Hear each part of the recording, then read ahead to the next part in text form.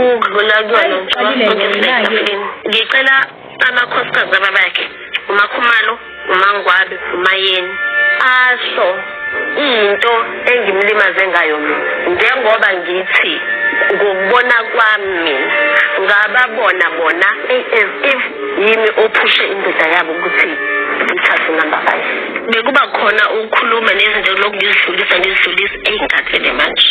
Okay. Manje ngikhathele bandla. Okay. Makudlalwa nje sigadini singadlalela manje i-25. Okay. Sidlalele i-enamel iningi kakhulu. Okay. Sidlalele ngayo. Okay.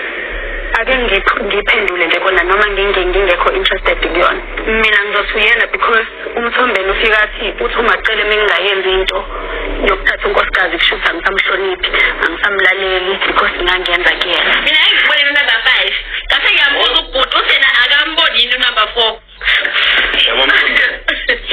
Mhlawumbe umkhulu walanda intokazi wayiletha la.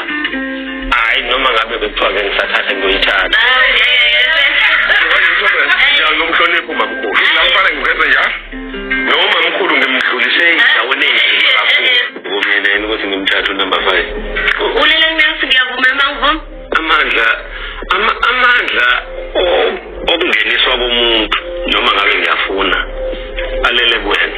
Umacele la season nje adlule wathi she's not part of, she's not interested. Hayi ukhona noma akekho. I'm not worried about this. Kuthe kusuku umacele wathi akalandwe unumber 5. Sibayala ngela. So leyo nto nje vele iphela a picture yokuthi she's behind everything.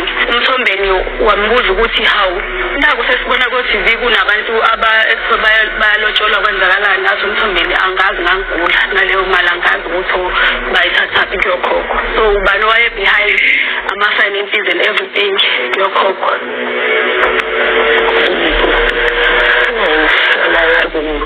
Hey, I'm so surprised. Hibo.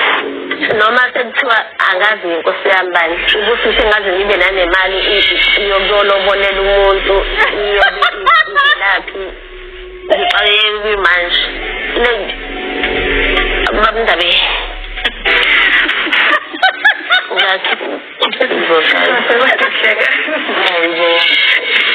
sikuphi lana kwenzakalani ngididekile nje kakhulu nkosi yami ayingididekile bandla ngifuna ungasho indaba yokuthatha unkosikazi noma umuphi unkosikazi eyami ayihlangene nomunye unkosikazi. If you lied So unkosikazi.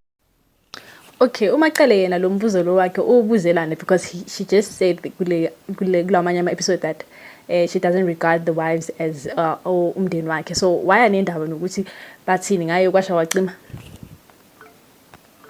Secondly, uxolisa ke akaxolisi ngani ke after I don't know ukuthi kumele exolise umsele noma kumele exolise yena kodwa naye kumele axolise because nayo indoda yakhe akasayibi kulayini ukuthi akayikhuza ukuthi yeke uqamba manga ngami because these wives end up hating me and I don't like it when that energy comes to me.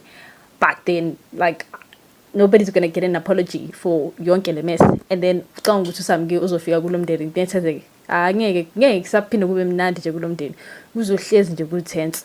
And it's so sad because izodlulela nasebantwaneni yabona ke manje iqalile ke and angeke isayemuva. Guys, please don't forget to like, comment down below and subscribe to the channel.